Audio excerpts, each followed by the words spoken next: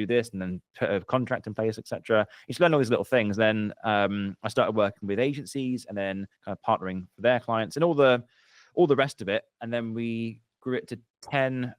We rebranded. We then kind of predominantly worked within the D2C space, but it's almost a decade of mistakes, trial and error, practice makes perfect, that sort of stuff, right? It took us a long time to get there, and of course we still had our challenges. I think when you go, the gap is from 7 to 13 people is the hardest point in the business, because you've got the original team, the OGs, who are really tight knit and everyone clicks, and then suddenly when you start to grow past 7, you start to need process and structure and systems. And for me, that wasn't fun at all, and I didn't want to hire a manager because I couldn't be bothered, and the business kind of just felt a little bit weird. I sort of lost my baby. I lost my interest in it. I think the stress of managing a team and worrying about people's birthdays, and that this person said this person was this, and it's all just putting out fires all the time. And I was just not on shoots as much as I wanted to.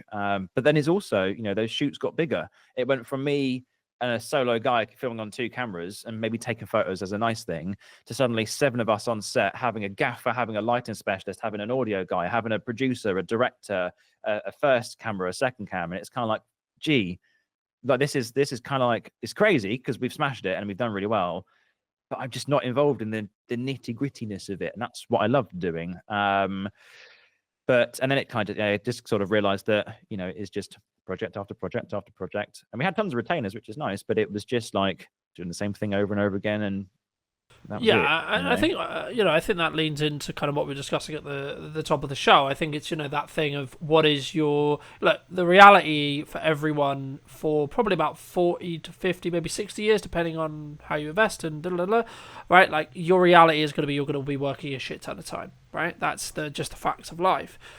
The question then becomes, do you actually enjoy it, right? And there's this big conversation in corporate at the moment around, actually, like, I work really hard because it's for me. I wouldn't work this hard for X large corporation, regardless of how much my paycheck was, right?